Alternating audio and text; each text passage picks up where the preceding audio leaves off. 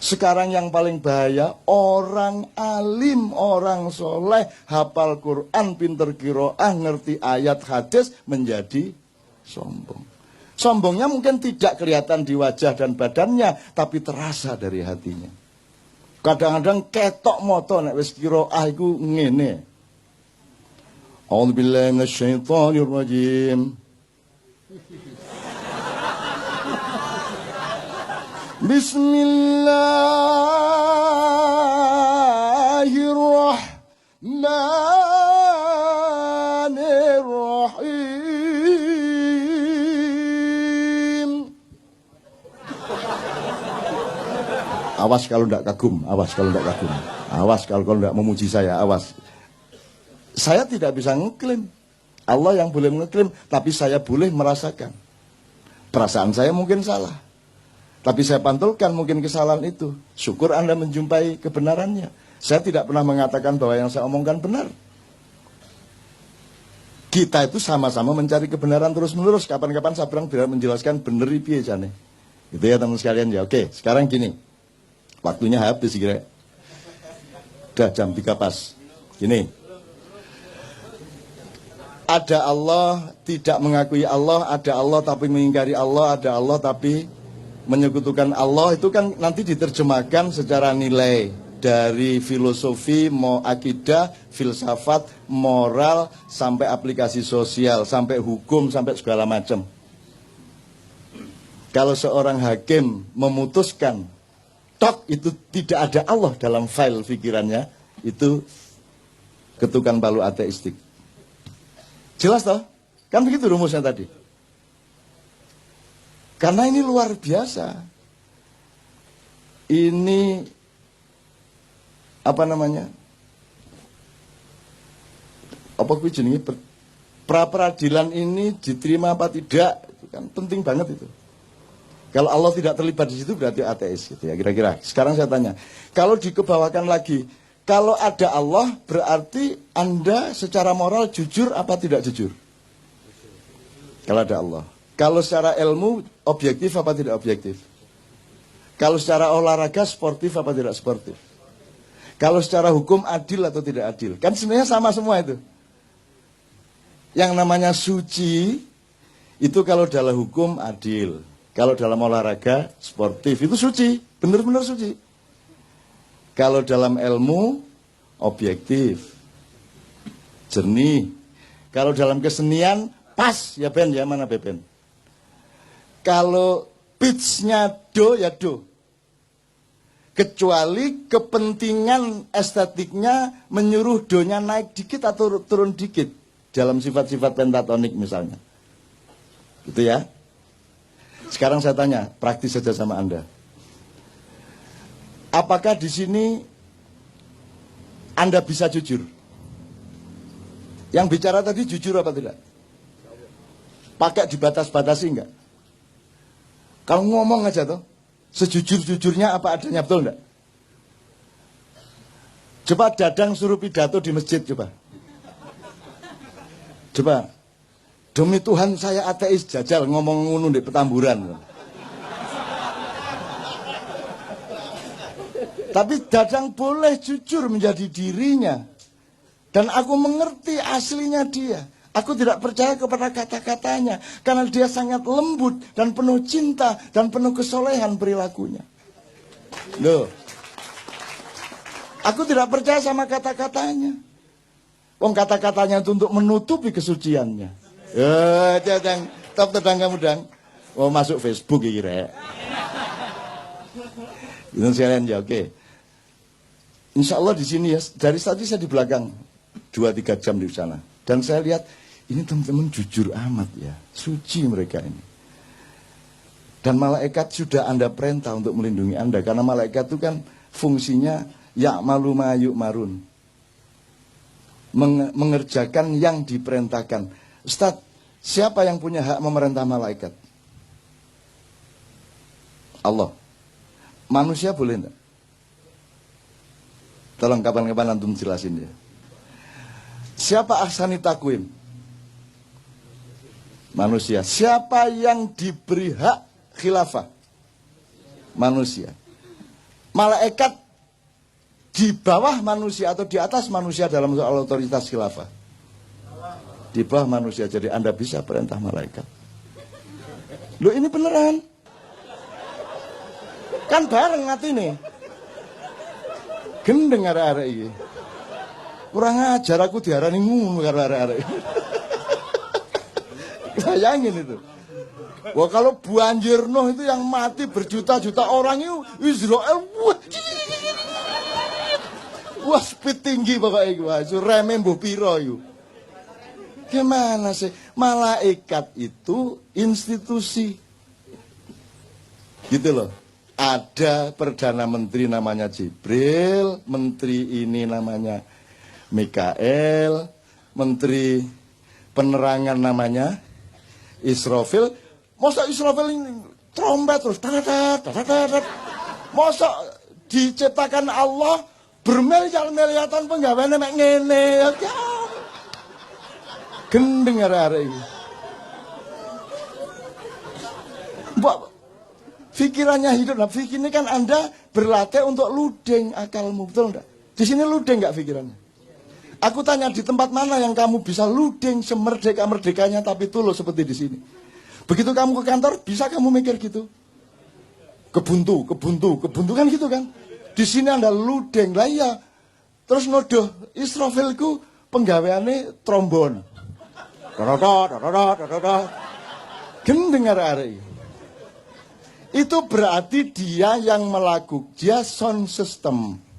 Dia loudspeaker of all information from Allah. Kan gitu. Jadi informasinya gak mek toet-toet tok.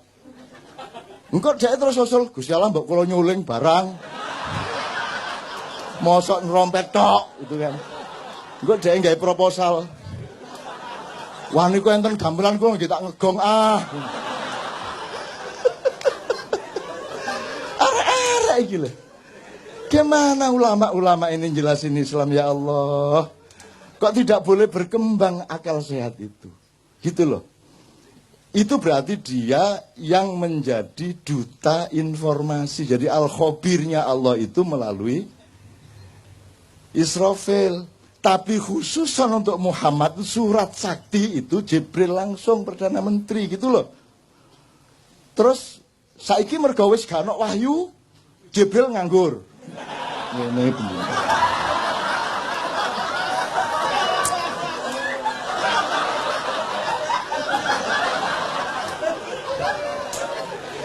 Semiliar tahun ngulat. Wis gak ono nabi ya. Nulung saya dikek akal gak digawe gitu. Jadi Jibril mau manggil karo awakmu iku. Aku mek diarani pensiun mulat. Terus mari ngono main biliar bola 3 kecetak-cetok ijen. Terus mari ngono aerobik. Arek-arek iki. Ndak. Makanya belajar madza al-wahyu wa ma adraka mal wahyu. Wahyu itu apa dipelajari dong. Kalau ilham itu apa, hidayah itu apa, fadilah itu apa, maunah itu apa, dipelajari gradasinya, strukturnya, perangkat-perangkat dan persyaratannya. Kamu pikir Allah itu membuat terus Allah itu wah ngenteni jek suwe kira Jokowi. Wah jek suwe ki Soeharto. Bagi Allah seluruh kejadian yang kita alami dari Adam sampai kiamat itu cuman des ngono tok. Kalamhin bil basar. Sekejapan mata, ngene gitu. Jadi ketepnya niki wis kita sudah berlangsung sekian triliun tahun. Itu sama dengan Nabi Sulaiman bikin sayembara siapa yang bisa bawa istana Bilqis ke sini. Terus Ifrit saya yang akan angkut memindahkan istana Bilqis ke sini. Berapa lama kamu membawa? Kata si Sulaiman alaihissalam. Sebelum baginda berdiri dari singgasana, istana sudah sampai ke depanku. Sulaiman kan menghormati jane wis kesuwen jane gitu, tapi dia nggak ngomong dia. Bisi aku tok kesuwen nun ya. Nggih aku.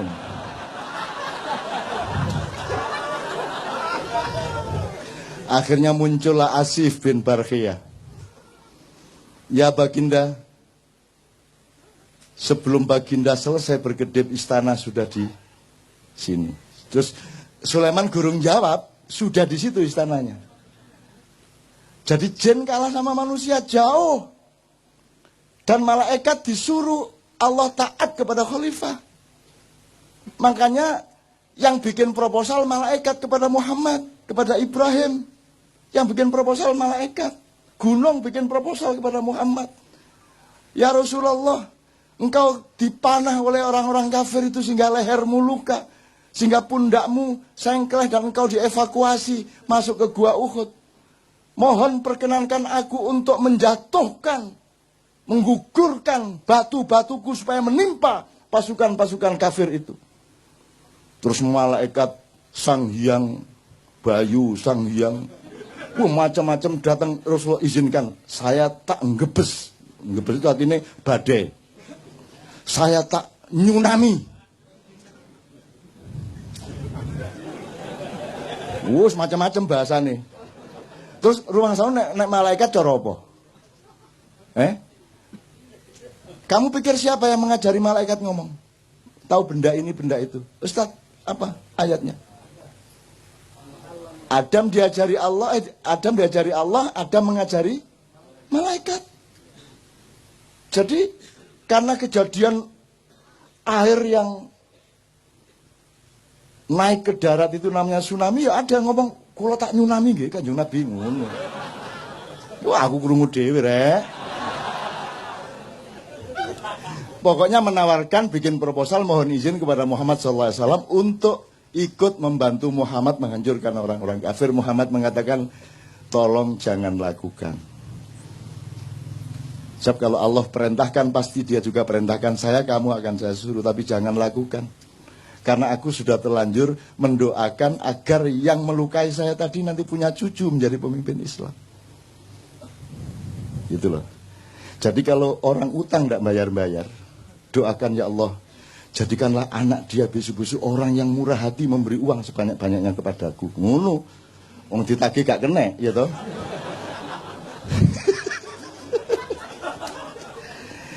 Gembira ya Anda ya. Loh, ini namanya rahmatan lil alamin. Bukan hanya rahmatan lil ad loh. Kita khalifatun fil ad, tapi rahmatannya lil alamin. Jadi Anda harus bisa ke Mars. Anda harus naik ke langit-langit. Anda harus ke langit 2, langit 3. Anda menembus dimensi-dimensi. Karena Anda berkewajiban untuk rahmatan lil alamin. Lah ini bumi tok aja kamu tidak bisa rahmatan lil alamin. Paten-patenan bendino. Soal tato gelut. Ayo tatoan gak oleh wudu. Gitu toh? Gak sah wudumu. Seneng arek-arek. Kok gak sholat? Aku gak iso wudu ya. Disangganya terus sedih, seneng. Wong gara-gara tatoan gak bisa wudu. Akhirnya dia gak pernah sholat kan. Sing salah sing bid'ano atau sing karena gak sholat akhirnya. Jadi kalau Anda ingin tidak sholat, mulai besok tatoan. Padahal wudhu itu kan bukan urusan kebersihan jasad, tapi kebersihan hidupmu, rohanimu, perilakumu, akhlakmu. Makanya secara simbolik meripatmu dibasuh, karena kamu harus waspada, kamu sering melihat hal-hal yang tidak baik. Begitu juga telingamu, mulutmu, hidungmu, dan seterusnya, kakimu, tanganmu dibasuh karena dia sering melakukan, dibersihkan dari perilaku-perilaku biasa. Kalau yang kentut pantatmu tidak diusap. Masa ana wudu ngene rek. Ngene wudu. Enggak ada, bal yang kentut siapa? Jadi yang kotor mana? Pantatnya tuh. Nah, jadi ternyata wudu itu bukan urusan kotornya badan. Wong buktinya yang dicuci mukanya. Kalau Anda tidak paham soal ini, lama-lama badanmu bertengkar sendiri. Badanmu, wajahmu begitu diwudu, mah. Aku gak melok ngentut.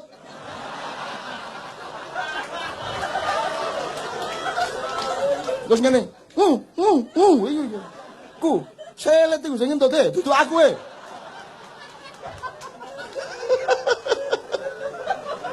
Logis ya? Jelas ya? Agama menggembirakan ya? Paling tidak menjadi rahmatan lil alamin pada dirimu, pada keluargamu, wis alhamdulillah. Kalau itu sudah kamu alami setahun 2 tahun, kamu adalah rahmatan lil alamin bagi tetanggamu, bagi semua yang ketemu dengan kamu. Kan begitu? Kalau Anda sudah mendapat cahaya, lama-lama Anda menyatu dengan cahaya, lama-lama Anda menjadi cahaya.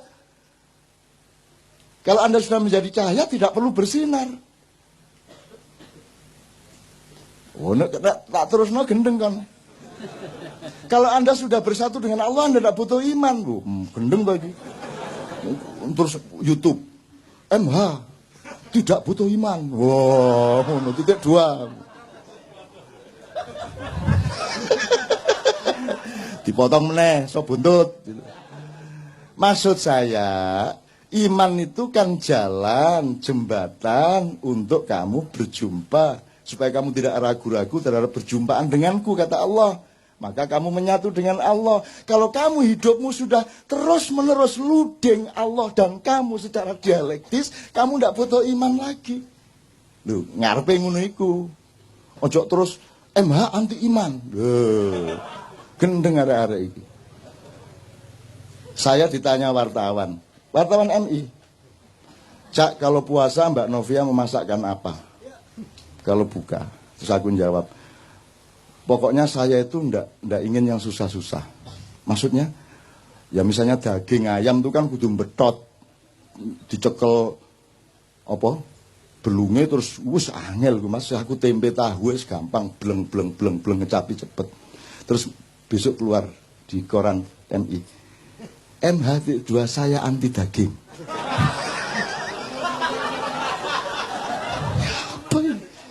Saya anti daging. Oh, jangan vegetarian. Naruno terusan akhirnya. Saya enggak vegetarian. Saya tidak anti daging. Bayangin kalau saya vegetarian dan saya yakin kepada vegetarianisme, terus semua manusia itu vegetarian, dunia akan hancur. Lah terus PT gak dibelah. Wedhus ambruk, jalan Tamrin wedhus kabeh. Senayan PT petok.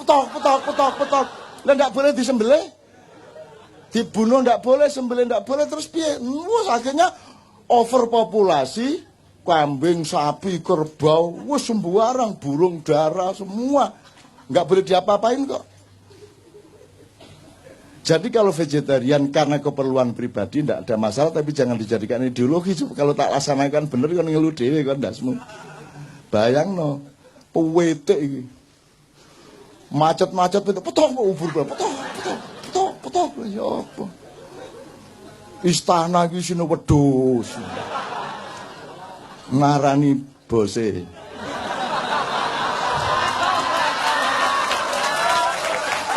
Ngono upamane ya. Oke, sekarang saya tanya, iki wis entek waktune rek aku wis kudu nang airport iki rek. Oke. Anda di sini jujur insyaallah ya. Berarti Anda sama Allah kompatibel, luding dia pada Anda, ya. Sekarang saya tanya, kalau di rumah berapa persen bisa jujur? Di rumah tanggamu sama istri, sama suami, sama anak, berapa persen bisa jujur? Nggak usah kamu jawab, cukup di batin. Ya. Begitu kamu ke kantor, berapa persen jujurnya? Kamu kalau jujur di kantormu, hancur apa jaya? Kalau kamu jadi anggota DPR, dibutuhkan kejujuran berapa persen? Mana yang lebih dibutuhkan, kejujuran atau kekejaman? Mana yang dibutuhkan, kesantunan apa ketegaan hati?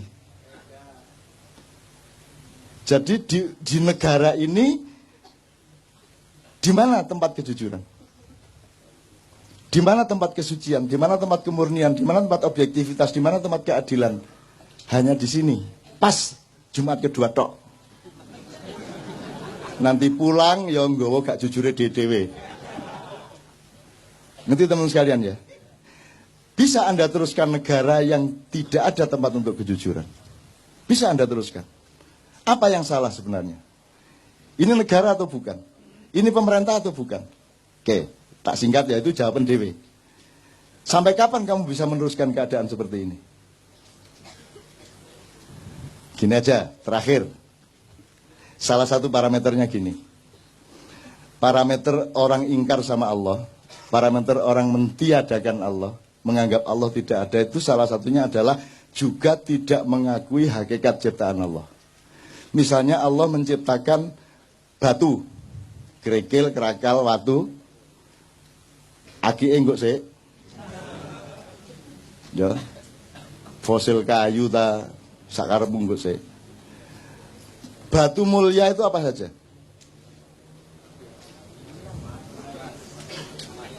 Emas, intan, berlian. Oke, mau milih apa? Intan gitu ya?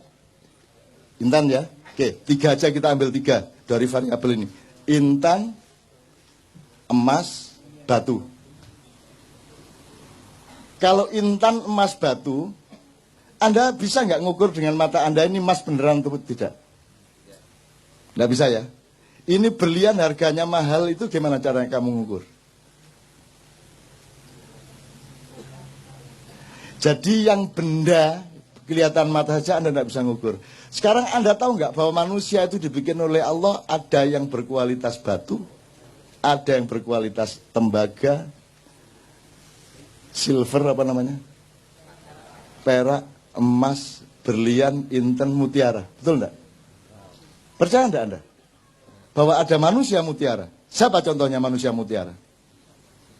Muhammadun Basyarun. Laisa kal basyari. Bal huwa yaqut bainal hajari. Muhammad itu makhluk. Tapi dia bukan sembarang makhluk. Dia bukan makhluk biasa. Dia adalah mutiara di tengah batu-batu. Tak persingkat ya Mas ya. Sekarang orang ngerti nggak bedanya manusia batu sama manusia mutiara? Diajarkan nggak di sekolahan? Untuk membedakan manusia bermutu dan tidak, diajarkan nggak? Orang sekarang ini, rakyat Indonesia, ngerti nggak bedanya manusia batu sama manusia mutiara? Nah kalau tidak, tolong simulasi. Bangsa yang tidak mengerti bedanya batu dengan mutiara, itu bisa terjadi apa pada mereka? Sebab nanti ada mutiara yang dibuang. Karena toh orang tidak mengerti mutiara. Ada batu yang dimutiara-mutiarakan dengan pencitraan melalui Kompas, Tempo, dan lain sebagainya. Terus Anda semua percaya itu mutiara. Cuman dikasih warna kuning supaya seperti emas dan Anda percaya dia emas. Terus Anda harus pakai demokrasi. Dan demokrasi itu biar seon emas sama seon batu sama. Satu suara. Demokrasi itu lahir dari bangsa yang tidak mengenal kemutiaraan manusia. Saya tidak provokasi ya. Di Quran itu yang disebut Allah apa? Ini Mas, sudah nikah? Belum. Mbak sudah nikah? Belum. Kok kabeh rawan ya opo? Yo no Habib Anis iki. Sudah nikah? Sudah. Lebih penting mana, negara apa nikah? Nikah, jelas ya. Umumkan tuh kepada setiap orang, bahwa negara kalah penting. Sekarang pilih mana, negaramu bubar atau pernikahanmu bubar? Dah jelas. Jadi kamu memberi bobot sesuatu itu mesti ngerti mana emas, mana mutiara, mana batu. Kalau kamu tidak mengerti itu, kamu akan celaka. Lebih parah lagi seterusnya. Nah sekarang ini yang terjadi adalah, untuk apa saya ambil emas mahal, susah nyarinya. Mbok sudah saya ambil batu saja, tapi tak cat seperti emas. Itu yang terjadi. Musik ya gitu, DPR ya gitu, pemerintah ya begitu, kan yang dicarikan batu-batu. Jadi kalau kamu sekarang oleh Allah diberi karomah, sehingga Anda adalah mutiaranya bangsa Indonesia, Anda harus siap untuk sengsara, siap untuk tidak dianggap. Karena yang berkuasa dan yang punya duit tidak akan mau membeli Anda karena terlalu mahal harga Anda. Mending ambil batu di Anda-andakan, ngerti nggak? Ngerti ya? Oke. Sementara tidak ada orang marah, orang juga nggak ngerti kok bedanya emas sama. Jadi teman-teman di Ma'iyah ini nomor satu adalah tolong belajar kualitas manusia. Tolong mempelajari mana manusia batu, mana manusia mutiara, mana emas. Zaman kalau di Quran hanya disebut ada raja. Dan raja itu yang menentukan sebenarnya Allah, yaitu kalau orang rakyatnya sudah mengetahui, oh itu memang orang mutiara itu. Sulaiman itu memang mutiara. Yusuf itu memang mutiara. Daud itu memang mutiara. Semua orang mengakui dengan jujur. Maka dia rajanya memang. Tidak perlu pemilihan. Pemilihan itu terjadi karena Anda tidak ngerti bedanya mutiara sama. Saya bukan anti pemilu. Tapi kalau diterusin memang anti pemilu. Tapi saya tidak mengatakan begitu. Bahwa outputnya seperti itu bukan salah saya. Nah sekarang Anda mau pilih mana? Di Quran tidak ada disebut kecuali kerajaan dan raja. Dan Anda ditipu selama 500 tahun ini. Anda pikir yang di sana itu kerajaan itu bukan kerajaan, itu bukan raja. Raja nggak begitu. Raja punya kualitas, raja punya wibawa. Kalau pakai terminologinya Ronggo Warsito ya Satrio Pinandito, Sinisian Wahyu. Sinanding Wahyu, enggak apa-apa, Sinisian, Sinanding bodoh sama. Jadi Anda harus bisa melihat. Nah sekarang mutiara-mutiara justru dihancurkan. Apakah dia inovator teknologi? Harus dihancurkan. Apakah dia wartawan kreatif? Dikeluarkan. Karena Anda mutiara. Anda mau jujur, mau jernih, mau berbinar-binar seperti mutiara, Anda dikeluarkan. Yang dibutuhkan batu-batu yang dipoles. Karena sekarang yang nomor satu pencitraan. Yang penting itu bukan kamu itu ayam atau bukan. Yang penting rasamu ayam. Benar nggak? Kata Sabrang, jeruk itu hanya dipakai untuk cuci piring. Nah yang diminum orang itu yang rasa jeruk. Gendeng bang saiki. Apalagi orang Jawa, ini sedang periode di mana orang Jawa memperhinakan dirinya. Kalau ada sinetron yang paling rendah derajatnya pasti orang Jawa. Kalau pembantu rumah tangga harus orang Jawa. Kalau pelawak yang dibodoh-bodohkan pasti orang Jawa. Bahwa bahasa yang paling jelek adalah yang medok. Sehingga orang Jawa pun kalau di televisi menjawa-jawakan dirinya, bagaimana kamu kok baru datang sudah malam begini? Ya gak ono wong Jawa ngomong ngono rek. Dimedok-medokkan. Jadi dia bikin jeruk, tanaman, bikin jambu, bikin opo, ternak lele. Engkau nek wis ada jeruk yang bagus disebut jeruk Bangkok. Pokoknya nek Jawa itu ngelek dewe. Begitu apik nek gak Bangkok, Bombay, apa meneh? Jumbo, Mandarin kan gitu. Pokoknya yang istimewa, yang mutiara disebut luar negeri. Nah Anda bulan depan harus mulai tahu bahwa Anda ini direkayasa untuk ditutupi, dimusnahkan, dipendem, dihancurkan, disembunyikan dalam waktu yang sangat lama, 500 sampai 700 tahun tergantung cara kita melihat bagaimana, tetapi ini sudah sampai hampir ujungnya dan kita akan menemukan zaman yang baru sesudah itu. Insya Allah tidak lama lagi. Yang sehat badanmu, yang sehat, doakan saya juga sehat. Ini sudah berakhir, akan berakhir, tapi kita masih akan lucu ndak karu-karuan beberapa tahun ke depan ini. Terus lucu sampai jangan guyu. Itu ya teman-teman sekalian ya. Pokoknya mutiara dan batu ya tolong diingat. Itu aja kira-kira saya kira saya harus segera ke airport. Saya mohon tidak bersalaman malam hari ini karena engkau sudah rohani ya. Kalau engkau masih membutuhkan tangan, jasad dan materialku, engkau rendah.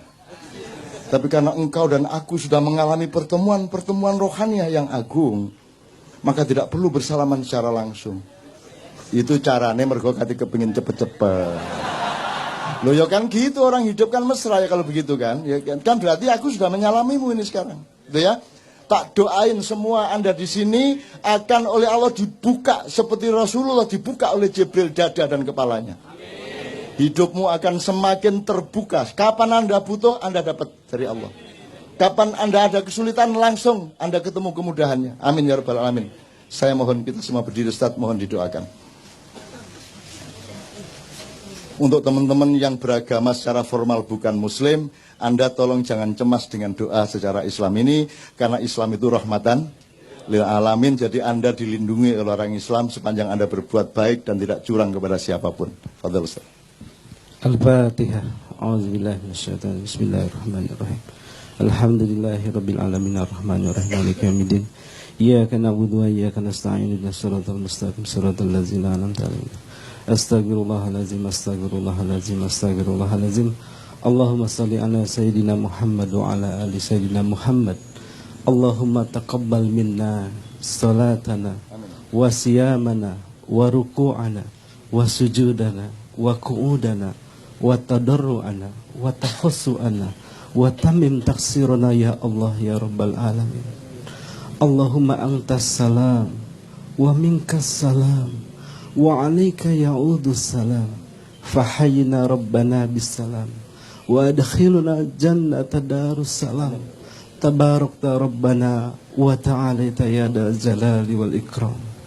Ya Allah ya Rahman ya Rahim, ya Malik ya Kudus ya Salam, ya Mu'minul Muhaiminul Azizul Jabbarul Qahhar. Wahai pemilik alam semesta raya yang memiliki jiwa-jiwa kami, maka jadikanlah jiwa-jiwa kami yang jauh dari kesan untuk kami membangkang kepadamu. Jadikanlah malam ini malam yang penuh dengan keberkahan, malam yang penuh dengan makna untuk menghadirkan hidayah kepada kami semua. Ya Allah ya Rahman ya Rahim, ampunilah dosa-dosa kami, dosa kedua orang tua kami, dosa guru-guru kami, dan dosa orang-orang yang menghendaki dosanya diampuni pada malam ini. Oleh karena itu ya Allah, bukakanlah pintu hidayah, inayah, dan karomah kepada kami yang jujur pada malam ini. Ya Allah ya Rahman ya Rahim, karena itu perkuatlah cinta kami kepadamu. Ana uhibbu ilaika ya Rabb, nahnu nuhibbu ilaika ya Rabb. Kami tidak mampu mengukur apa yang kami bisa perbuat untuk kami bisa diterima oleh Engkau. Tetapi yakinlah bahwa pada malam ini kami sesungguhnya mencintai Engkau dengan cara apa yang bisa kami lakukan. Ya Allah ya Rahman ya Rahim, bukakanlah apa yang mesti dibukakan, dan itu baik untuk kami. Tutuplah apa yang mesti ditutup, karena itu tidak baik untuk kami. Ya Allah ya Rahman ya Rahim, di bawah bimbingan pembimbing kami Kiai Ca'nun, insyaallah mudah-mudahan kita semua mendapatkan makna pada hari ini dan dihadirkan kembali dalam satu kehadiran yang penuh dengan kerinduan. Amin. Panggillah kami dalam kerinduan yang penuh dengan kerinduan kepadamu ya Rob, untuk kami bisa bertemu denganmu dalam satu ucapan, salamun qaulam mir rabbir rahim. Rabbana zalamna anfusana wa illam taghfir lana wa tarhamna lanakunanna minal khasirin. Irhamna ya arhamar rahimin, irhamna ya arhamar rahimin, irhamna ya arhamar rahimin. Rabbana atina fid dunya hasanah wa fil akhirati hasanah wa qina azabannar. Subhana rabbika rabbil izzati amma yasifun wa salamun alal mursalin walhamdulillahi rabbil alamin. Al-Fatihah. A'udzubillahi minasyaitonir rajim. Bismillahirrahmanirrahim. Alhamdulillahi rabbil alamin arrahmanir rahim maliki yaumiddin. Iyyaka na'budu wa iyyaka. Teman-teman sekalian, 2 menit. Insya Allah karena Anda sudah mempersembahkan kesucian hati, kejujuran pikiran, kearifan budaya, dan kesabaran mental selama 8 jam penuh untuk umat manusia, untuk bangsa Indonesia, untuk makna rahmatan lil alamin, maka insya Allah Anda sekarang punya hak untuk memohon khusus untuk keperluan Anda pribadi dan keluarga, atau apapun yang menyangkut kehidupan Anda.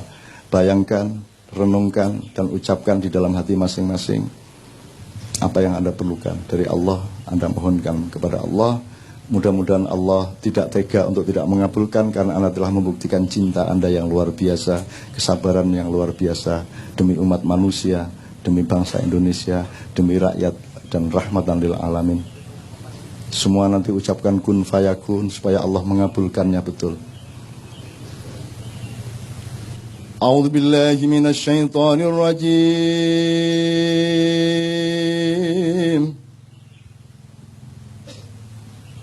Bismillahirrahmanirrahim. Inna fatahna laka fatham mubina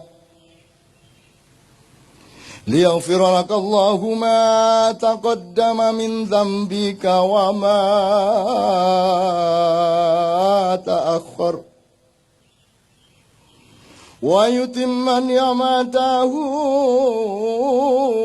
'alaik wa yahdiyaka siratan mustaqima wa yansuraka Allahu nasran aziza. Allahumma salli wa sallim ala sayyidina Muhammad wa ala ali sayyidina Muhammad. Innama amruhu idza arada syai'an ay yaqula lahu Innama amruhu idza arada syai'an ay yaqula lahu Innama amruhu idza arada syai'an ay yaqula lahu kun fayakun. Fasubhanalladzi biyadihi malakutu kulli syai'in wa ilaihi turja'un. Rabbana atina fid dunya hasanah wa fil akhirati hasanah wa qina adzabannar. Subhana rabbika rabbil izzati amma yasifun wa salamun alal mursalin walhamdulillahi rabbil alamin. Al-Fatihah. Alhamdulillah minasyaitonir rajim.